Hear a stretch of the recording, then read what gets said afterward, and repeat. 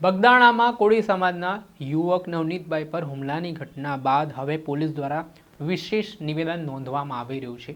ત્યારે ગઈકાલે રાત્રિ દરમિયાન હાલ આ કેસની તપાસ મહુવાના ટાઉન પોલીસ ઇન્સ્પેક્ટર કરી રહ્યા છે। તેમના દ્વારા સમગ્ર ઘટનાને લઈને માહિતી મેળવી છે, પરંતુ વધુ એક ઘટસ્ફોટ છે તે નવનીતભાઈ દ્વારા કરવામાં આવ્યા છે। તેમણે ફરી માયાભાઈ આહિરના પુત્ર જયરાજ આહિર ઉપર ગંભીર આરોપ લગાવતા શું પોલીસને કહ્યું, વિગતે વાત કરીએ। વૈષ્ણવજન તો તેને કહીએ જે પીડ પરાઈ જાનાને રે।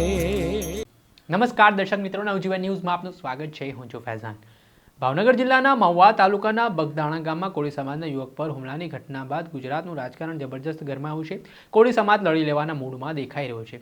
અલગ અલગ જગ્યાએ વિરોધની શરૂઆત થઈ છે અને આ ઘટનામાં થોડાક દિવસ પહેલા ધોકા, પાઇપો સહિતના હથિયારો વડે જે કોળી યુવક નવનીતભાઈ પર હુમલો થયો છે તેને લઈને કોળી સમાજના આગેવાનો દ્વારા હવે સરકાર સામે ચીમકી ઉચ્ચારવામાં આવી છે અને આ ઘટનાને લઈને સોમવારે કોળી આગેવાનો છે તે નવનીતભાઈના કેસ મામલે ગૃહમંત્રી હર્ષ સંઘવીને પણ મળવાના છે। આ કેસને લઈને જે પોલીસની તપાસ છે તેની સામે પણ કોળી આગેવાનો સવાલ ઉઠાવી રહ્યા છે। એટલું જ નહીં, ફરિયાદી ખુદ નવનીતભાઈએ અનેક પ્રકારના સણસણતા સવાલો કર્યા ને કહ્યું કે આ કેસમાં પકડાયેલા જે આરોપીઓ છે તે તો ઠીક, પણ આ કેસના જે મુખ્ય આરોપી તરીકે તેઓ આક્ષેપ કરી રહ્યા છે માયાભાઈ આહિરના પુત્ર જયરાજ આહિર પર। ત્યારે આ ઘટના બાદ હવે ગઈકાલે ફરી પોલીસ હરકતમાં આવી વિશેષ નિવેદન છે તે નોંધવામાં આવી રહ્યું છે।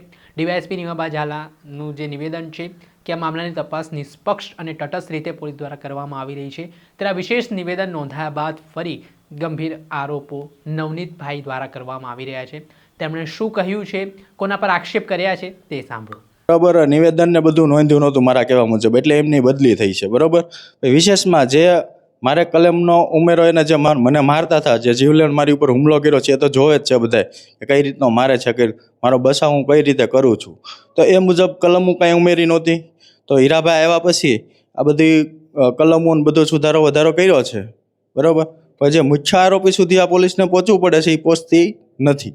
એ તો ખોટું જ છે। પોલીસ છે, જો આ ડીવાયએસપી સાહેબ રીવાબા જાડેજા ને, તો એણે ઝાલા તો એણે ક્લીન ચીટ તો આ બધી તપાસ કર્યા પહેલાં આપી દીધી હતી કે ભાઈ આ બધો મુદ્દો આખો ડાયવર્ટ કરી દીધો હતો। બરાબર,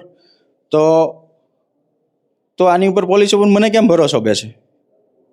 ડીવાયએસપી સાહેબ જો ડાયરેક્ટ ક્લીન ચીટ કોઈ આરોપીને આપી દેતા હોય કે આરોપીના કહેવા મુજબ આખી ફરિયાદ કરી નાખતા હોય તો ફરિયાદીને શું કરવાનું?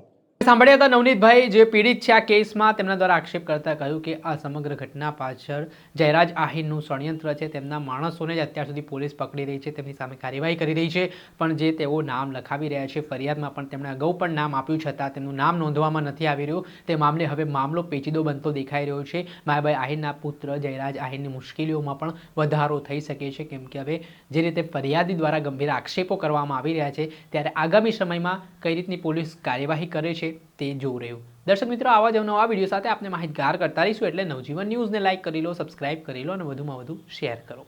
વૈષ્ણવજન તો તેને કહીએ જે પીડ પરાઈ